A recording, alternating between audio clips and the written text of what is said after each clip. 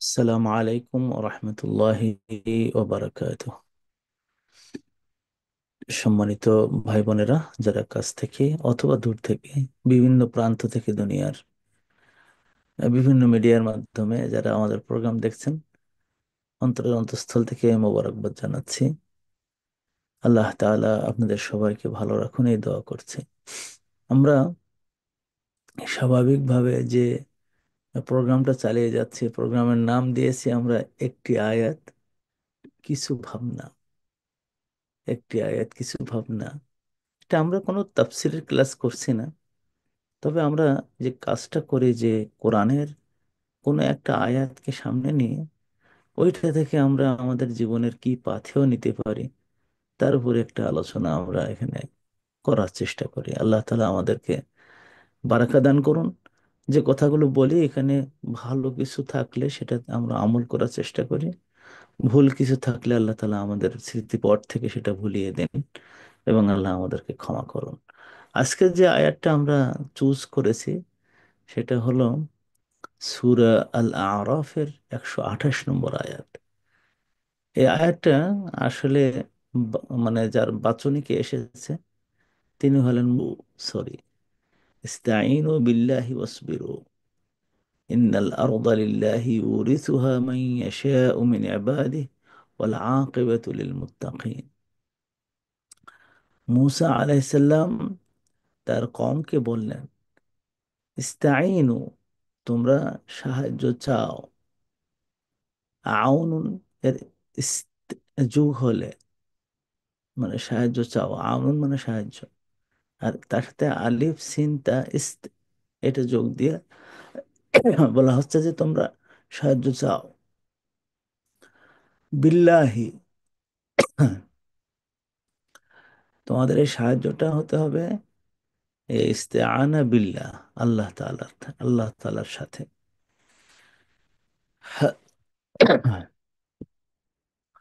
সাহায্যটা আল্লাহ তাআলার কাছ থেকে চাইতে হবে। ওয়াসবিরু, এবং সবর করো, সবর করো। ইন্নাল আরদা লিল্লাহ, এই যে জগৎটা এটা আল্লাহ তাআলার জন্য। ইউরিসুহা, এর ওয়ারিসি বা এটার দায়িত্ব দান করেন মাই ইয়াশাউ মিন ইবাদিহি, তার বান্দাদের আল্লাহ যাকে চান তার হাতে এর এর দায়িত্ব ওয়ারিসাতে দান করেন। ওয়াল আকিবাতু লিল মুত্তাকিন, তবে শেষ পরিণতি হয় মুত্তাকিনদের ফেভারে, মুত্তাকিনদের মোকাবিলা এই মালিকানায়। তো এখানে আমাদের আজকে আলোচনাটা হলো ওয়াল আকিবাতু লিল মুত্তাকিন, এই অংশটা। আকিবাতু, শেষ পরিণতি, শেষ ফল, এটা হয় মুত্তাকিনদের জন্য। কোরআনে এই এই ওয়াল আকিবাতু লিল মুত্তাকিন এরকম কথা মোটামুটি ভাবে বেশ কয়েকবার আসছে। বিশেষ তিন জায়গায় আসছে এরকম, সেখানে আল আকিবাতু লিল মুত্তাকিন। আর যখন এই কথাটা নবী মোহাম্মদ সাল্লাল্লাহু আলাইহি সাল্লামকে বলা হচ্ছে সূরা তাহার 132 নম্বর আয়াতে, সেখানে তিনি বলছেন ওয়াল আকিবাতু লিত্তাকওয়া। আল্লাহ রসুলকে এইভাবে আল্লাহ তাআলা বলছেন, ওয়ামুর আহলাকা বিসসালাহ, তোমার ফ্যামিলিকে তুমি সলাতের নির্দেশ দাও। ওয়াসতাবির আলাইহা, এবং তার উপরে তুমি সবর করে থাকো। লা নাসআলুকা রিজকান, তোমার কাছে আমি কোনো রিজিক চাচ্ছি না, যে আমারে খাওয়াবো আমার পড়াবো, এরকম কিছু না। নাহনু নারযুকুকুম, নাহনু নারযুকুকা, আমি তোমাদেরকে রিজিক দান করি। তারপরে শেষে বলছেন ওয়াল আকিবাতু লিত্তাকওয়া, আর শেষ পরিণতি আসে, শেষ ফলাফলটা আসে তাকওয়ার অধিকারীদের। তাকওয়া যেখানে আছে তারই সেখানে পরিণতিটা আসে। এই একই কথা আকিবাতু, এখানে তো তাকওয়া আসলো, তার মানে হলো এখানে ব্যক্তির চেয়ে গুণটাকে বড় করে দেখানো হলো। মুত্তাকিন হলো ব্যক্তি যার মধ্যে তাকওয়া আছে, আর এখানে আল্লাহ তাআলা ওই গুণটাকে বড় করে দেখেছেন, যে এই গুণ যার মধ্যে থাকবে এই গুণ যার মধ্যেই থাকবে, তো সেখানে তাদের পরিণতি ভালো হয়। সূরা কাসাসের ৮৩ নম্বর আয়াতে এই রকম একটা কথা আছে। সেখানে আল্লাহ তাআলা বলছেন, তিলকা দারুল আখিরাতু নাজআলুহা লিল্লাযীনা লা ইউরিদুনা উলুওয়ান ফিল আরদি ওয়ালা ফাসাদা। এই যে আখিরাতের যে ঘরটা, আখিরাতের যে বাড়িটা, আখিরাতের যে মানে জগৎটা, এটা আমি ওদের জন্যই দিয়ে দেই যারা দুনিয়াতে কোনো রকম মানে বাড়াবাড়ি করে না, বিভ্রাট করে না, আর অহংকার করে না। লা ইউরিদুনা উলুওয়ান, তারা অহংকার করে না, খুব উঁচু এটা দেখাতে চায় না। সেরা পর্যায়ে গেলেও খুব নিচু হয়ে থাকে, বিনয়ী হয়ে থাকে। ওয়ালা ফাসাদান, এবং একটু বড় হলেই যে দুনিয়া ফাসাদ করে, এরকম তারা চায় না। তাদের জন্য আল্লাহ তাআলা আখিরাতটা দিয়েছেন। দুনিয়ায় এটার পরীক্ষার জায়গা, দুনিয়া এটা পরীক্ষা হয়ে যায়। শেষমেশ কি আসে? ওয়াল আকিবাতু লিল মুত্তাকিন, পরিণতি শেষ পর্যন্ত কার হাতে আসে? মুত্তাকিনদের ফেভারে আসে। এখানে আমাদের আজকের আলোচনার বিষয় হলো ওয়াল আকিবাতু লিল মুত্তাকিন, এর মুখস্থ করে ফেলুন। এবং আমি চাই যে আজকের এই আলোচনার পরে যে মানুষের মনের মধ্যে ডিপ্রেশন আসে, ডিপ্রেশন এটা মরণঘাতী একটা রোগ মানুষের মনের মধ্যে আসে। ডিপ্রেশন যে ব্যক্তির মধ্যে আসে সে মরে যায়, সে বাঁচে না, বেঁচে থেকেও আধমরা হয়ে থাকে। পরিবার নষ্ট হয়, সন্তানদের সাথে সম্পর্ক নষ্ট হয়, দুনিয়া নষ্ট হয়, শেষ হয়ে যায়। স্বামীর সাথে সম্পর্ক খারাপ হয়, স্ত্রীর সাথে সম্পর্ক খারাপ হয়। স্বামীর যদি ডিপ্রেশন আসে, তাহলে স্ত্রীর সাথে খিটমিট লেগে যায়, থাকে না বেশি দিন। স্ত্রীর ডিপ্রেশন আসলে স্বামীর সাথে সর্বনাশ হয়ে যায়। এই ডিপ্রেশন থেকে বাঁচার জন্য সবচেয়ে বড় মানে ঔষধ হলো এই আল আকিবাতুল লিল মুত্তাকিন।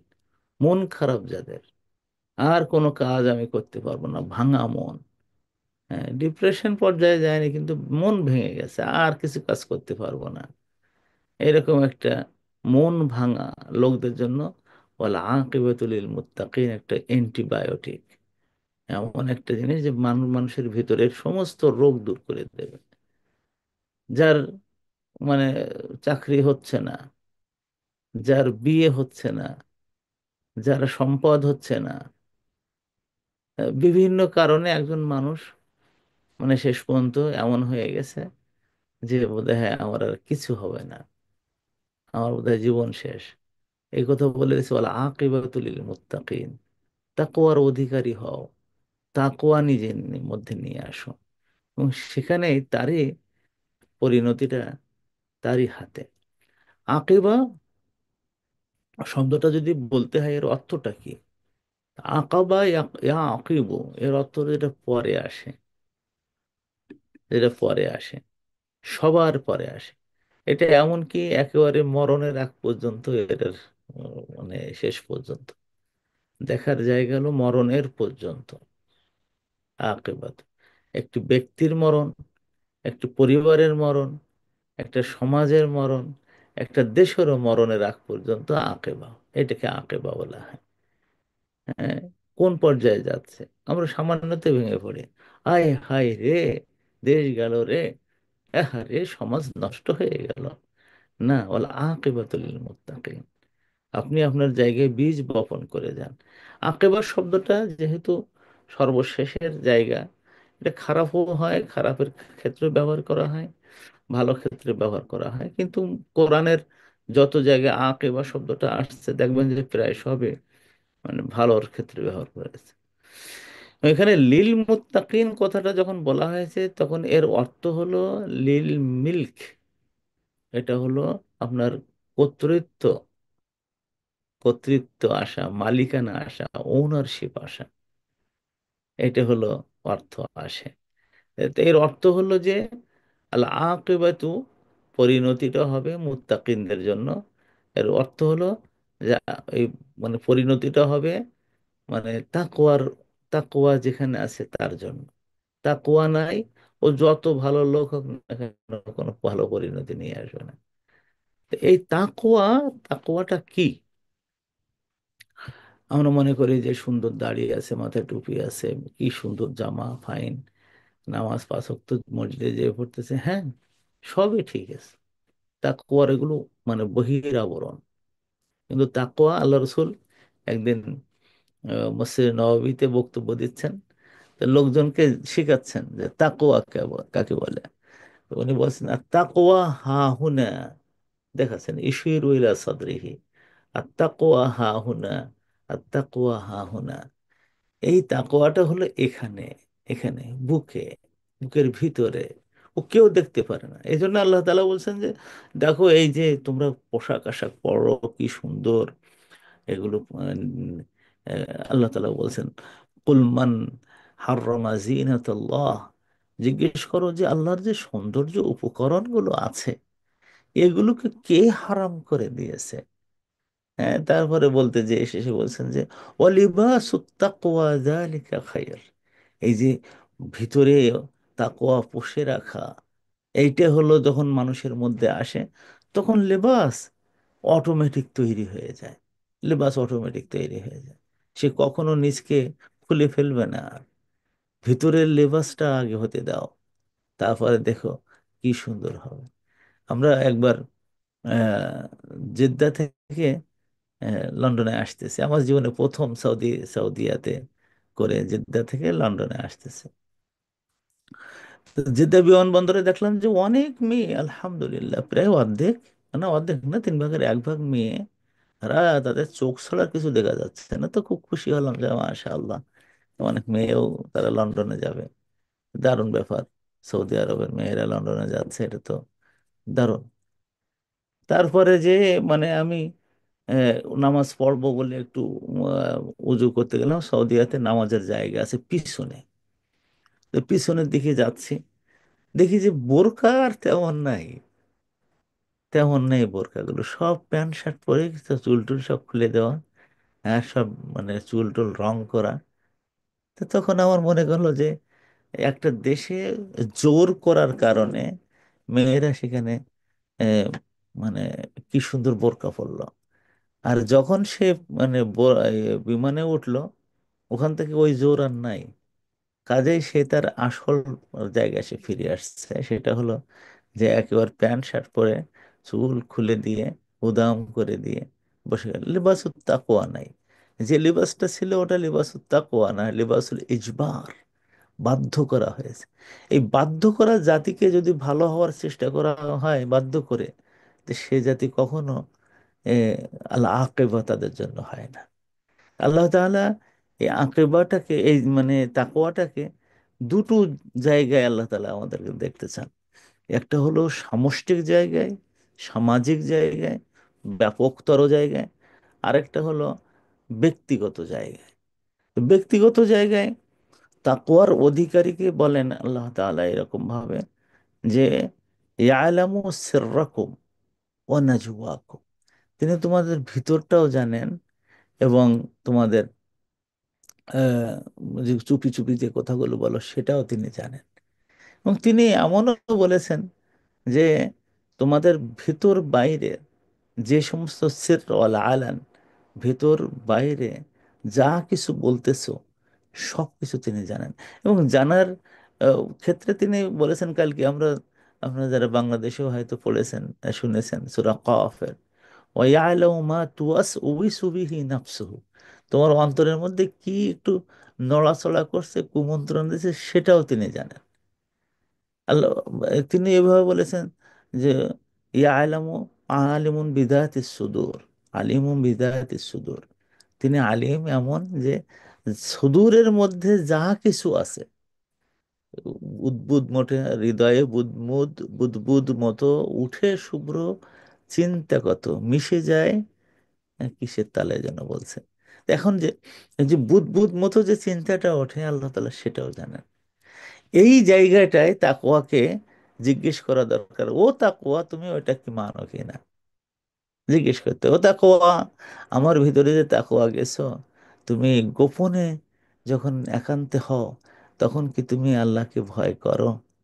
তো তখন বলি, যদি বলে যে না, ওই সময়টা আমি নিজের মতন হয়ে যাই, তখন বুঝবেন যে এই উম্মত দিয়ে আর কোনো কাজ হবে না।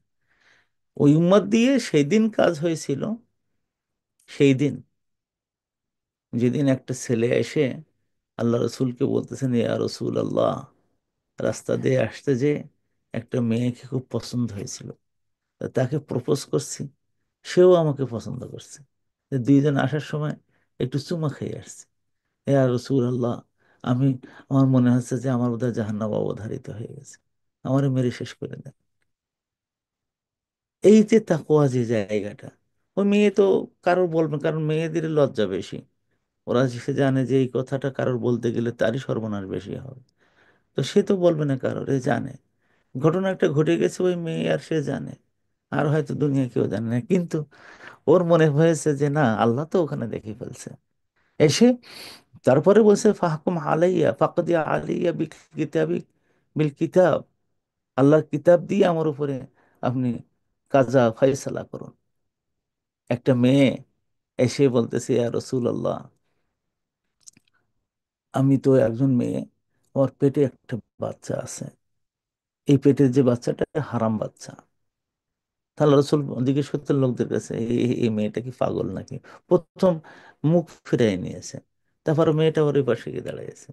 তারপরে যে বললো, এই মেয়েটা কি পাগল নাকি? তো তার কওমের লোকজন বলল, না তো, পাগল না, বরং তার বুদ্ধি শুদ্ধি খুবই ভালো।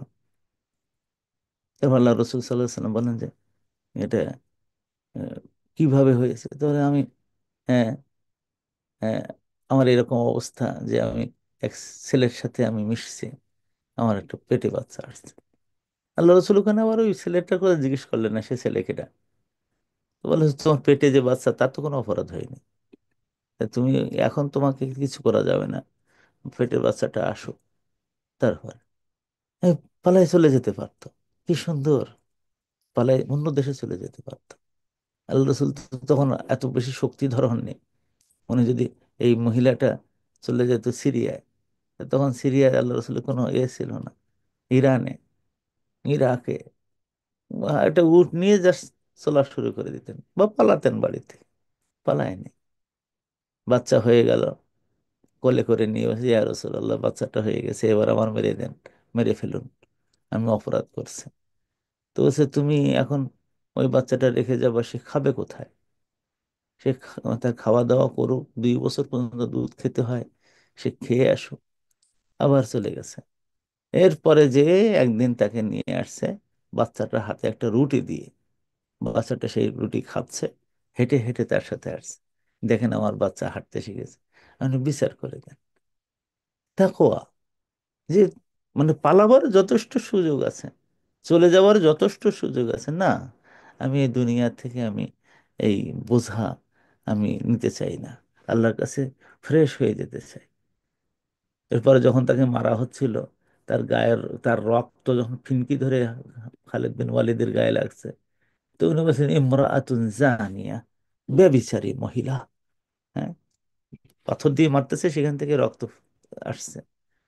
আল্লাহ রসুল বলেছেন যে, খালিদ, তুমি কি বললে, তুমি কি বললে?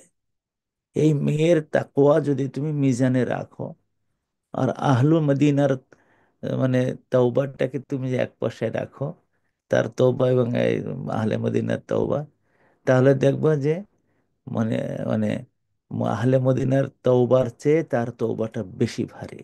আল্লাহ রসুল নিজেই তার জানাজা পড়াইছিলেন, জান্নাতে সুসংবাদ দিয়েছিলেন।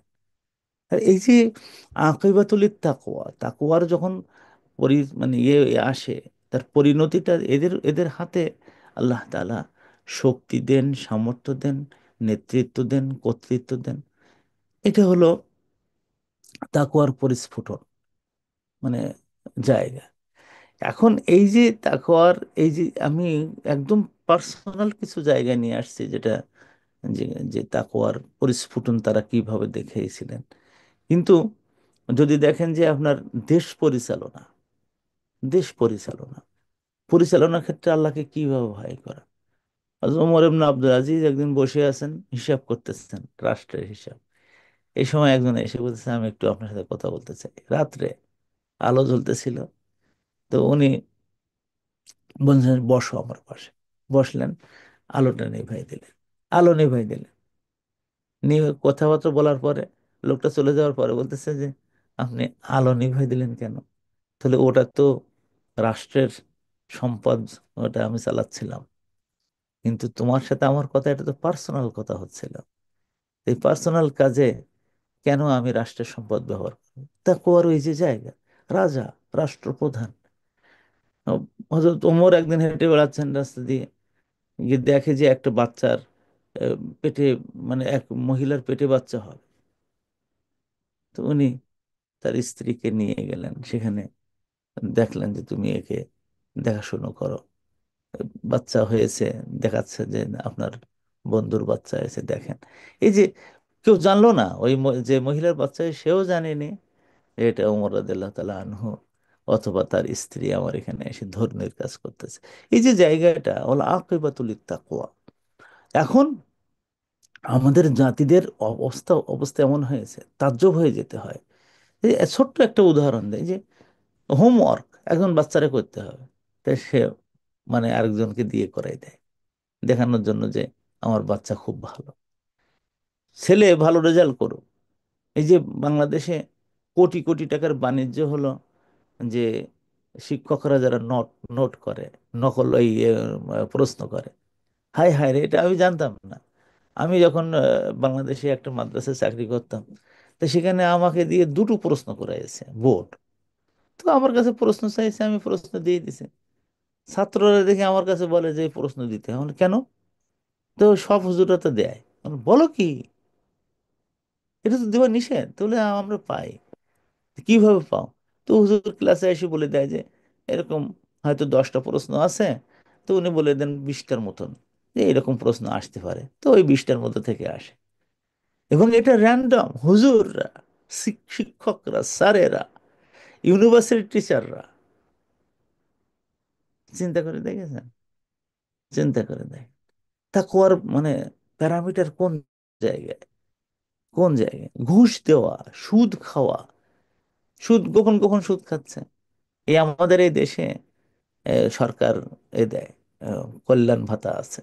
কল্যাণ ভাতাটা হলো এই, যদি বেতন কম থাকে চাকরি জীবনে, আর আমার সন্তান বা পরিবারে একটু বেশি খরচ হয়, তো সরকারকে দেখালে যে আমার এত কম বেতন আছে, তো আমি আহ, মানে অতিরিক্ত যে খরচটা হয় আপনারা দেন।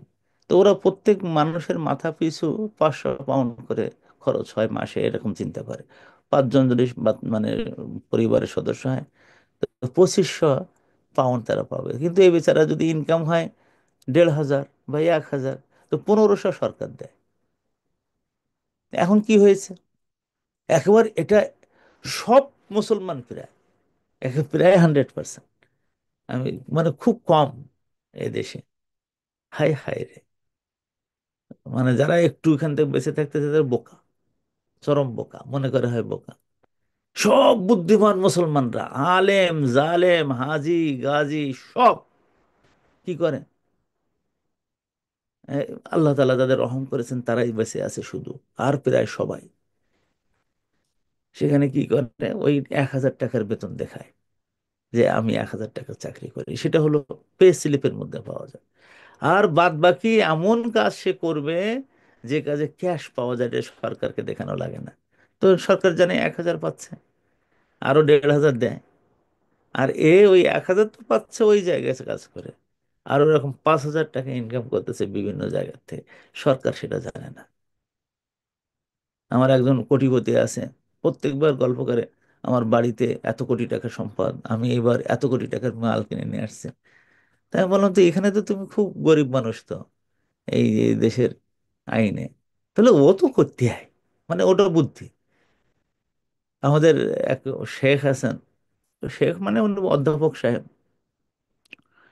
উনি একদিন খুব হাত পা এরকম কেঁপে কেঁপে কেঁপে, উনি যখন কথা বলেন তখন খুব আবেগ উঠে যায়। বলছে, আব্দুল সালাম ভাই, আমাদের হাতে সম্পদ, শক্তি আল্লাহ তাআলা দেবেন কি করে, ক্ষমতা দেবেন কেন? তাহলে কি ব্যাপার, অত কেঁপে গেলেন কেন? তো বলে যে বাংলাদেশ থেকে যারা অ্যাসাইলাম সিকার হিসাবে বিভিন্ন দেশে গেছে আশ্রয় চেয়ে, এবং তাদের সংখ্যা বিশাল, হাজার হাজার, সব বড় বড় আলেম ওলামা, এই ইসলাম প্রিয় ইসলামী দল এই সমস্যার সাথে আছে। বলে তারা সবাই প্রায় আশ্রয় পাওয়ার জন্য, অ্যাসাইলাম পাওয়ার জন্য কাফেরদের কাছে, খ্রিস্টানদের কাছে, ইহুদিদের কাছে তারা যে অ্যাপ্লিকেশন করেছে সেখানে অন্তত কমপক্ষে 10টা মিথ্যা, যে এই কারণে আমি এদেশে আপনাদের একটু সাহায্য চাই। এই মিথ্যা দিয়ে যে জাতি গড়ে ওঠে তাদের হাতে আল্লাহ ক্ষমতা দেবেন কেন? এজন্য তাকওয়া জিনিসটা এত গভীর। এই তাকওয়া না থাকলে কি হয় দেখেন, মানে আল্লাহ তাআলা বলে দিলেন মুসা আলাইহিস সালামকে, মুসা ওই যে আল আরদুল মুকাদ্দাসা, ওইটা হলো তোমার, ওটা তোমার জন্য আমি দিয়েছি, যাও ওইটাকে দুষ্টদের হাত থেকে নিতে হবে।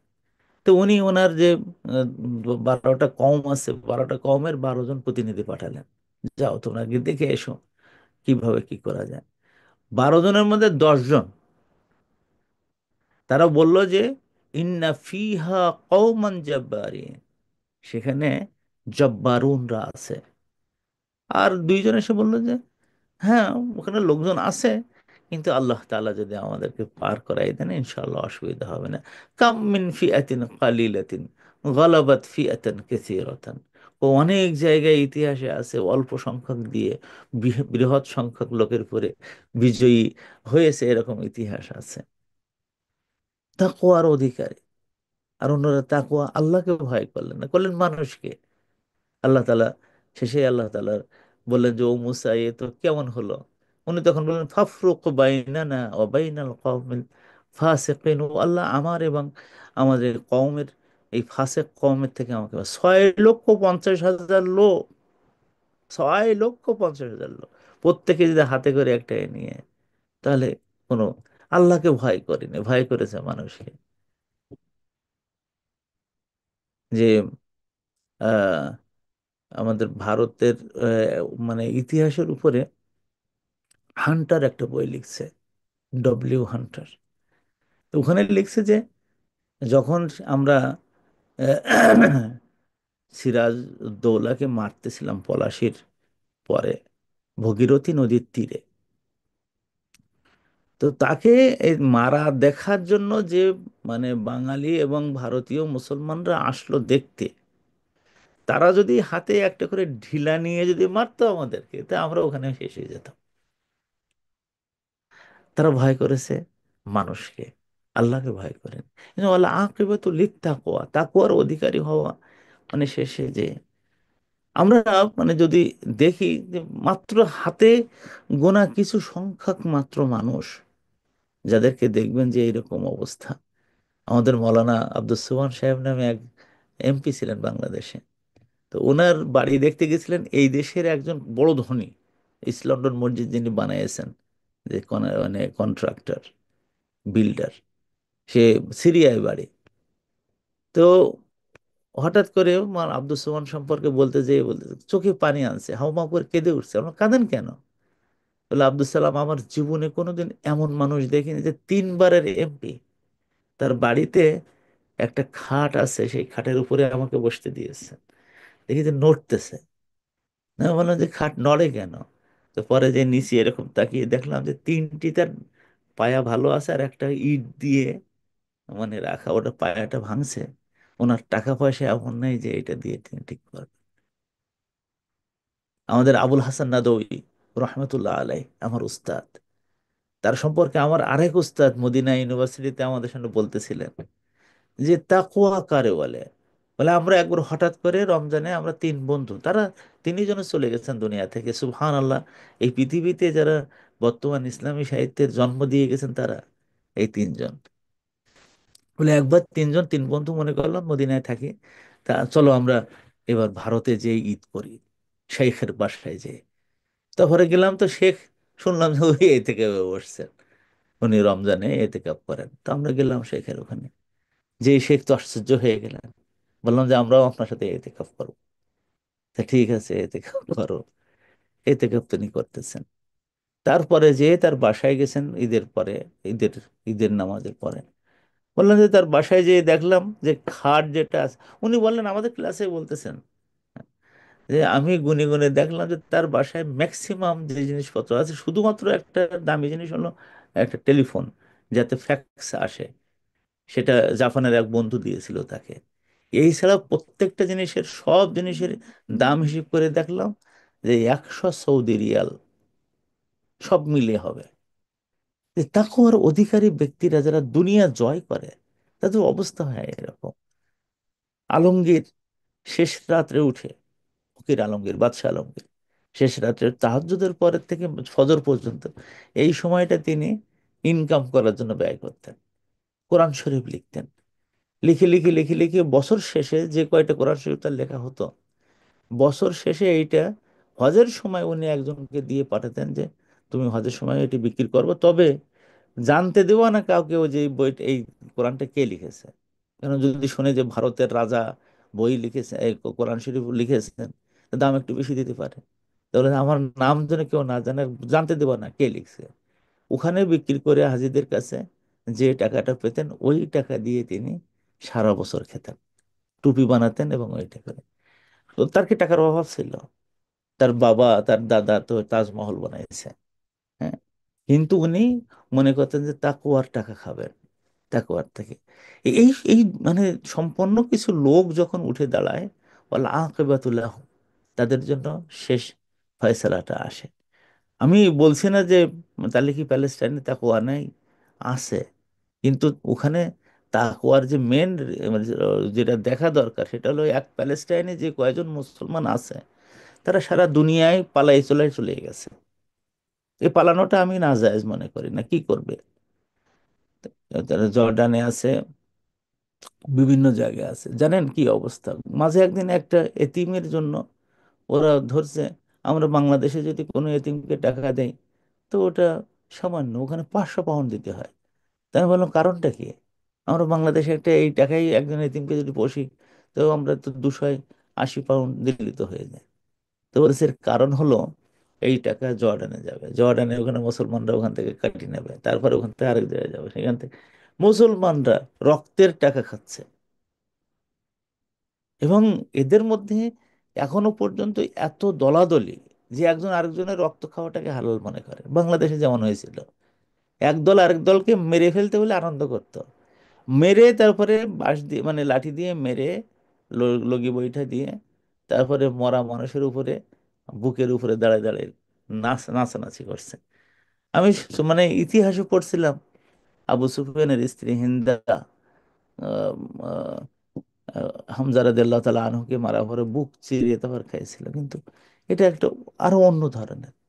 এই যে তাকওয়ার বহির প্রকাশ লেখাপড়ায়, অর্থনৈতিক জিন্দেগিতে, সমাজনীতিতে, রাষ্ট্র পরিচালনায়, তা অফিসের কাজ করতে, শিক্ষকতা করতে। সেদিন একজন লিখছে যে ওস্তাদ সবচেয়ে খারাপ লাগে ইউনিভার্সিটির মৌলানাদের দেখে। তো ইউনিভার্সিটির মৌলানা গেল কই? তাহলে প্রফেসর, তো তোর সমস্যাটা কি?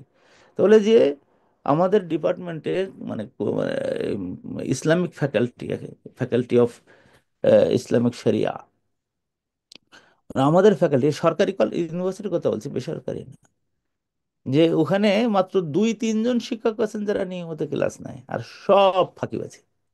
তো ওরা বেতন টেতন পায় না, তাহলে হ্যাঁ, মাস শেষে প্রফেসর তো হিউজ বেতন, কিন্তু ক্লাস নিচ্ছে না ঠিক মতো। তাকওয়া, ওয়াল আকিবাতুল লিত্তাকওয়া, ওয়াল আকিবাতুল লিল মুত্তাকিন। এখন এই জাতিকে গড়ে উঠতে গেলে ওইভাবে করতে হবে। ডাক্তার সাহেব, তার একটা জায়গার সরকারের বেতন তিনি নিয়মিত পাচ্ছেন। রুগী গেলেই কানে কানে বলে, "এই, ভালো চিকিৎসা চাও? তো হ্যাঁ, তো এখানে তো দেখছো তো এই অনেক ঝামেলা, ওই ক্লিনিকে যাও।" ওই ক্লিনিকে উনি বসেন, এবং ওখানে তিনি বহুমুখী টাকা পাবেন।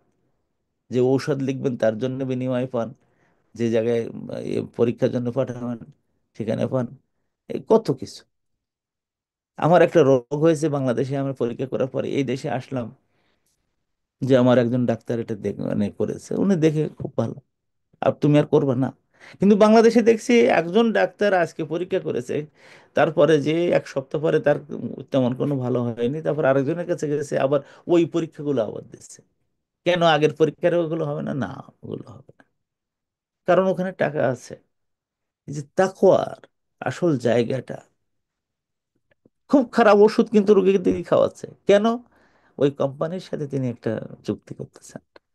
মানে ইঞ্জিনিয়ার, মানে একটা দেশ তাকওয়াবিহীন ইঞ্জিনিয়ার হয়ে গেলে মানে একটা দেশ কিভাবে ধ্বংস হয়। যদি কেউ দেখতে চায় ওটা বাংলাদেশে যে দেখে আসো। বাংলাদেশের দেশে কি অবস্থা! রাস্তা করতেছে 2 দিনের মধ্যে শেষ, বিল্ডিং করতেছে। এই যে বড় বড় মসজিদ বানালো বাংলাদেশে, মডেল মডেল মসজিদ, এক একটা মসজিদে যে কোটি কোটি টাকা খরচ। অথচ ওখানে এখন হিসাব দেওয়া হচ্ছে যে যে মসজিদগুলো করা হয়েছে তার অর্ধেকেরও কম টাকায় ওই মসজিদগুলোই হতো।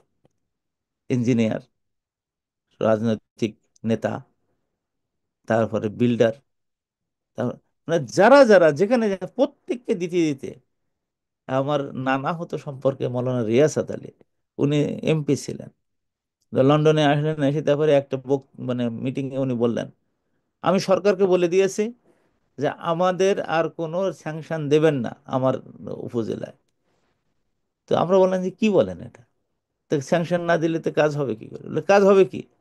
তো আর আমি যখন নিয়ে যাব তখন এই তখনকার মানে যারা সরকারে ছিলেন, নামটা না নেই, তো বলে যে প্রথমে মন্ত্রী সাহেব হাসেন, এমপি সাহেব আমাদের কিছু দেবেন টেবেন না। আচ্ছা, তারপরে মন্ত্রণালয়, তারপরে সেখান থেকে হলো 3টি লেয়ারের রাজনৈতিক এরা, যুব আছে, ছাত্র আছে, তারপর বুড়ো আছে, ওদেরকে সব ভাগ দিতে হবে, দিয়ে দেখা গেল 3 ভাগের 1 ভাগ টাকা দিয়ে এলাকায় একটা কাজ হয়। তার ধ্বংস হলো কেন? দেশটা ধ্বংস হয় কেন? এর পিছনে বড় কারণ হলো যে আল আকিবাতুল লিল মুত্তাকিন। এটা কিন্তু শুধু বাংলাদেশে না, পাকিস্তানে যান, সেম ঘটনা। সেম ঘটনা, যেখানে যেখানে তাকওয়ার একটু বহিঃপ্রকাশ আছে, সেখানে সেখানে উন্নয়ন আল্লাহ তাআলা দিচ্ছেন। কিছু কিছু জায়গায়, সব জায়গায় না। ওভারঅল আমাদের জাতি তাকওয়াবিহীন জাতি হয়ে যাচ্ছে। এখানে এই তাকওয়াকে আবার ইনস্টল করতে হবে আমাদের ব্যক্তিগত জীবনে, আমাদের পারিবারিক জীবনে, সামষ্টিক জীবনে। তাহলে আল্লাহ বলছেন ওয়াল আকিবাতু লিত্তাকওয়া, তাকওয়ার জন্য হলো শেষ পরিণতি তার হাতেই আসে। ওয়াল আকিবাতু লিল মুত্তাকিন, মুত্তাকিনদের জন্য আসে শেষ অবস্থাটা, তাদের হাতে জয় আসে। আমরা মরণের সময়ও যেন অন্তত কমপক্ষে এই বিষয়টা, এই ফলাফলটা আমরা নিয়ে যেতে পারি। আল্লাহ তাআলা আমাদেরকে কবুল করুন। ওমা তৌফিক ইল্লা বিল্লাহ। আমাদের 27 তারিখের আগে মসজিদের জন্য যারা দিতে চাচ্ছিলেন তারা কিন্তু 27 তারিখে আগে দেবেন। আমি চাই যে 27-এ রাত্রে আহ, সবার সবাই সবার জন্য দোয়া করবো ইনশাআল্লাহ। আর আমাদের এখনো দুটো বিষয় আপনারা করছে যে বহু ছাত্র আমাদের এখানে পড়তে চায় কিন্তু টাকা দিয়ে পড়তে চায় না। আমাদের টাকা খরচ হয় কারণ আমাদের জুম দেওয়া লাগে, আমাদের শিক্ষকদের আমরা খুব ভালো মানের বেতন দেই যাতে করে অন্তত তার মর্যাদাটা থাকে। এই জন্য আমাদের খরচ আছে। এই খরচটা আমরা নেই বলে অনেক ছাত্রছাত্রী আমাদের কাছে পড়তে পারে না। তো অনেকে চেয়েছেন যে আমাদের একটু পড়ার সুযোগ দিন, আমরা গরিব মানুষ। এইরকম গরিব মানুষদেরকে যারা আমরা ইন্টারভিউ নেই, আমাদের উম্মে সালমা আপা প্রত্যেকের এক একজনকে ধরে ধরে ইন্টারভিউ নেন। যারা অসম্ভব গরিব, যাদের একেবারে টাকা পয়সা মোটে নেই, যারা জাকাত পাওয়ার অধিকারী, তাদেরকে আমরা এই স্কলারশিপ গুলো দিই। আবার যাকে তাকে না, যে শিখতে চায় এবং যে কন্ট্রিবিউট করতে চায় উম্মার জন্য। তো যদি আপনারা চান তাহলে আপনাদের জাকাতের টাকা দিয়ে অথবা নিজের সাদাকার টাকা দিয়ে পকেট থেকে কিছু ছাত্র আপনারা স্পন্সর করবেন ইনশাআল্লাহ। মসজিদের টাকা আমরা 27 তারিখ পর্যন্ত এখনো নিচ্ছি। আপনারা যারা দিতে চান ইনশাআল্লাহ, যার যতটুকু সামর্থ্য আপনারা দিতে থাকবেন ইনশাআল্লাহ। আর আমাদের কিউএনএস একাডেমির সাথে জড়িত যে সমস্ত ছাত্র ছাত্রী আছে, তারা অনেক সময় অসুস্থ হয়ে যায়। তো তাদেরকে আমরা চিকিৎসার জন্য বা তাদের সন্তানেরা, তাদের বাপ মা, তো তাদের জন্য আমরা কিছু হেল্প করি, সেখানেও আপনারা জাকাতের টাকা দিতে পারবেন ইনশাআল্লাহ। তো এইভাবে আমরা চেষ্টা করি কিউএনএস এর জন্য কিছু কাজ করার। আর আমরা রমাদানের পরে ইনশাআল্লাহ বেশ নতুন নতুন সাবজেক্ট আসতেছে, আপনারা এখানে এনরোল করবেন নিজেদেরকে এবং অন্যদেরকে ওখানে উৎসাহিত করবেন। আল্লাহ আপনাদের সবাইকে ভালো রাখুন। সুবহানাকাল্লাহুম্মা বিহামদিক, আশহাদু আল্লা ইলাহা ইল্লা আনতা আস্তাগফিরুকা ওয়া আতুবু ইলাইক। আসসালামু আলাইকুম।